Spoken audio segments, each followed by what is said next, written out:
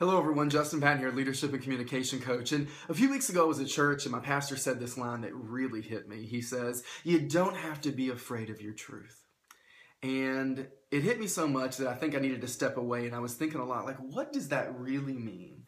And I took about 3 weeks to really think about it and reflect. And so I wanted to share some thoughts with you today about what do I believe that means, that you don't have to be afraid of your truth. And I believe it's about you don't have to be afraid of the truth of who you really are authentically. You don't have to be afraid of the truth of your goals and your dreams, as crazy as they might sound to other people, because they're real to you. You don't have to be afraid of the truth of the mistakes that you made in your past, or that you don't have it all together, or the truth that you might be holding yourself back even today while you're watching this video.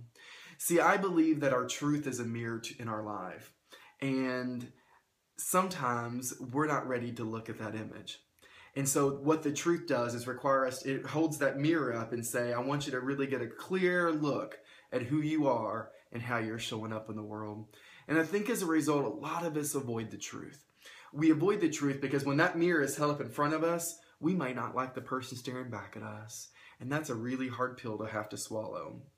I think sometimes we avoid the truth because it requires us to have to honor or own the things that we've done, might have hurt ourselves or might have hurt other people. And the reality that really stings, and I don't want to have to deal with that. And we might acknowledge that we've disappointed ourselves, or we didn't live up to our values or our dreams or our goals, or we gave up these things. We sold out on our dreams and our goals for a job and for money. And so we lost sight of what we really wanted in life. And so sometimes it's a lot easier to avoid the truth. And so we don't ever take a really good close look in that mirror. And I think about my journey. When I was in my early 20s, I definitely had a high ego, and from things that I've been through in my life and being hurt like many of you, I became emotionally shut off and wasn't very vulnerable.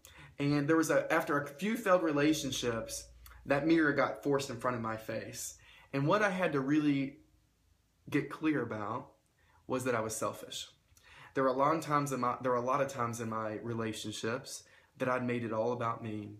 I would justify it with saying, well, I'm just really clear about what I need in a relationship. Well, that's fine, but what about what the other person needed? And it was always really at the forefront of my mind about what I needed, what I expected, and doing what was best for me. And when I had to take a really good look in that mirror that, you know what, I'm selfish. And what did that really mean for me currently? And what did that mean for me going forward? This past week I was watching Iyanla Vanzant's show, Fix My Life. And Iyanla told this man, she goes, "You've acknowledged the truth, but you haven't owned it."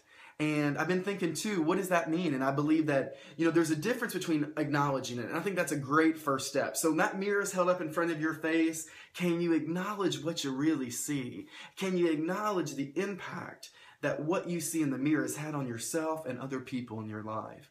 But owning your truth goes to a whole different level.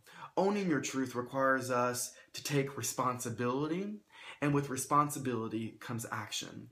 And that action can come in the form of forgiving ourselves first. It might mean going back to other people and letting them know we're sorry for how we impacted them in their lives.